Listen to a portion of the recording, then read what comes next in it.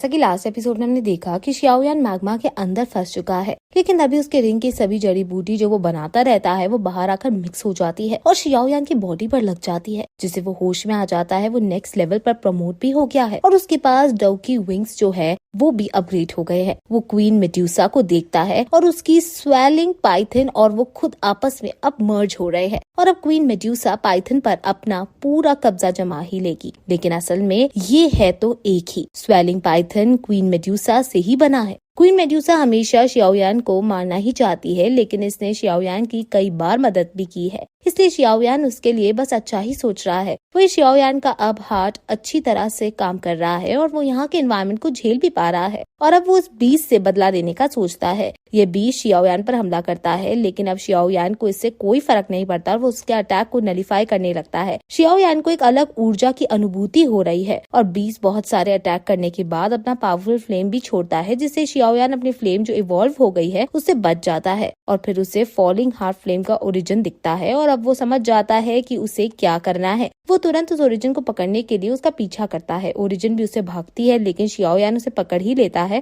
और उसे अपनी फ्लेम में फंसा देता है। वो देखता है कि क्वीन मेड्यूसा भी अपनी बॉडी पर अपना कंट्रोल पाने वाली है और अगर ऐसा हो गया तो वो डुज़ोंग क्लास के लोगों में भी सबसे ज्यादा पावरफुल होगी और अब वो इस फॉलिंग हार्ट फ्लेम को एब्जॉर्ब करने लगता है। उसकी मेरिडियंस में ये फ्लेम जाने लगती है और वो इसको अपने अंदर मर्ज कर रहा है। वही दूसरी तरफ हम जियामा एम्पायर में ये फाई को देखते हैं जो आइस एम्परर के पास है और वो शियाओयान के बारे में सोच रही है। उसे यहाँ से गए हुए 3 साल हो गए हैं और उन्हें उसकी हालत के बारे में कुछ नहीं पता है, लेकिन उनको ये पता है कि शियाओयान हर मुसीबत में कैसे न कैसे करके अंत में बच ही जाता है। आइस एम्परर या फाई से शियाओ फैमिली की अच्छे से खातिरदारी करने को कहता है और फिर लेकिन या फाई उसे ये भी पता चलता है कि उसने कुछ इन्वेस्टिगेशन की है तो युन लैंगजोंग शियाओ फैमिली के अंदर कुछ ढूंढ रहा है। ऐसा लग रहा है कि मानो उसे कुछ चाहिए हो। ये सुनकर आइस एम्परर भी शॉक हो जाता है कि आखिर शियाओ फैमिली के पास ऐसा क्या है जिसने युन सेक का ध्यान अपनी तरफ खींच लिया। जब से युन लैंगजोंग फिर से गद्दी पर आया है, युन लैंग सेक दिन पे दिन वियर्ड होता जा रहा है।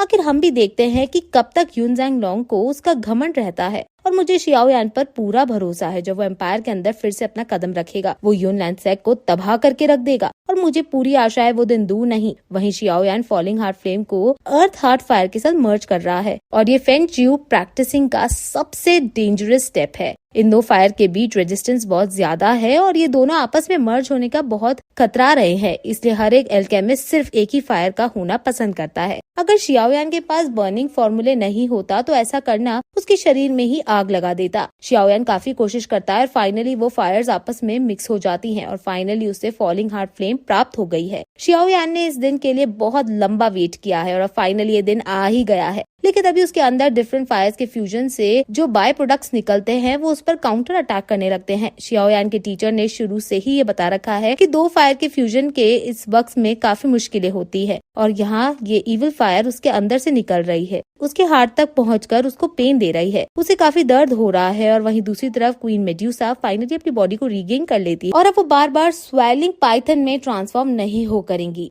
क्वीन मेड्यूसा शियाओयान को देखती है और कहती है कि अब समय आ गया है पुराने खतों को बंद करने का। वो शियाओयान को मरने के इंटेंशन से उसके पास आ रही है। शियाओयान का इविल फायर उसको अफेक्ट ना कर दे से शियाओयान उसे पीछे ही रहने को कहता है, लेकिन क्वीन मेड्यूसा एक क्वीन होने के ईगो के कारण आगे आती ही जा रही है और कहती है कि तुम क्वीन को ऑर्डर नहीं दे सकते हो। वो कहती है कि मैंने नहीं सोचा था कि तुम इतनी खतरनाक चीजों से खेलोगे और खुद को ही आग लगा दोगे। जैसे जैसे क्वीन मेड्यूसा आगे आती है वैसे वो इविल फायर क्वीन मेड्यूसा के अंदर भी घुसने लगती है, लेकिन क्वीन मेड्यूसा उसे एक हाथ मार के हटा देती है, लेकिन उसका एक अंश क्वीन मेड्यूसा के पेट के अंदर घुस जाता है और वो सोचने लगती है कि आखिर ये क्या था। शियाओयान कहता है कि तुम्हें काम डाउन होने की जरूरत है और इस इविल फायर के कंट्रोल में तुम मत आना, हम दोनों ही सही हो जाएंगे। क्वीन मेड्यूसा को चक्कर आने लगते हैं और शियाओयान की भी सेम हालत थी। मेड्यूसा अपने होश खो रही है और शियाओयान भी शर्टलेस है, जिसकी तरफ वो बेहोशी की हालत में खींची जा रही है और अब इनके बीच एक स्लो मोशन रोमांटिक साउंड बजता है। शियाओयान भी क्वीन मेड्यूसा को नीचे से ऊपर तक देखता है और अब इनके बीच क्या हुआ यह हमें नहीं दिखाया जाता, शायद आगे के एपिसोड में हमें पता चलेगा। वहीं दूसरी तरफ ब्लैक लीग के लोगों को हम देखते हैं जो अपने आदमियों के संग जंगल से होकर गुजर रहे हैं, लेकिन तभी उन पर कई सारे तीर हमले कर देती है और वो अपनी तलवार से उनसे बचने की कोशिश करते हैं, लेकिन उन पर अब कई सारे और लोग हमला कर देते हैं और इन दोनों ग्रुप में फाइट होने लगती है। ये असल में शियाओयान का बड़ा भाई है जो ब्लैक हॉर्न्स के लोगों को मार रहा है, और जिसने भी शियाओ फैमिली की हालत की है, ये लोग अब उसका बदला ले रहे हैं। वह शियाओयान क्वीन मेड्यूसा से बचकर भाग रहा है और इससे पहले क्या हुआ ये हमें नहीं बताया है।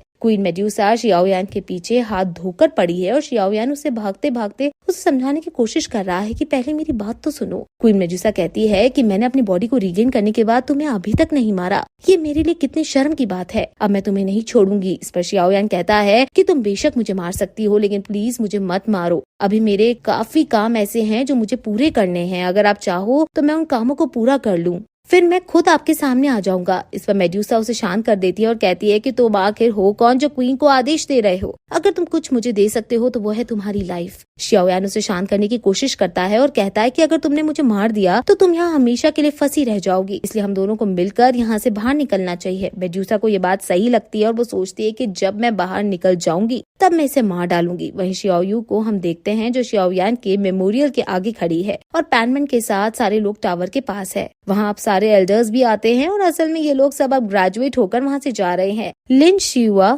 लिu क्विंग और लिन यान यहीं रहकर इस अकेडमी की ओर सेवा करना चाहते हैं और अब बाकी लोग वापस मेनलैंड जाएंगे। लिन यान यहाँ इसलिए रुकी क्योंकि उसे प्रॉमिस किया था कि वो शियाओयान के साथ ही वापस जाएगा, लेकिन अब शियाओयान नहीं रहा, इसलिए वो यहीं रुक रहा है। एल्डर्स कहते हैं कि अगर वो शियाओयान जिंदा होता तो शायद मैं भी उसको ना हरा पाता, वो इतना ताकतवर था। अब वो यहाँ टावर में प्रैक्टिस करने आया है और एल्डर्स सभी को टावर में जाने की कह देता है, लेकिन तभी टावर में से बहुत ज्यादा एनर्जी निकलने लगती है। एल्डर्स को लगने लगता है कि फिर से बीस्ट आ गया है, इसलिए वो सभी एल्डर्स को आने को कहता है, लेकिन उस एनर्जी में से शियाओयान बाहर निकलता है और फिर ये एपिसोड इस तरह से यहीं खत्म हो जाता है।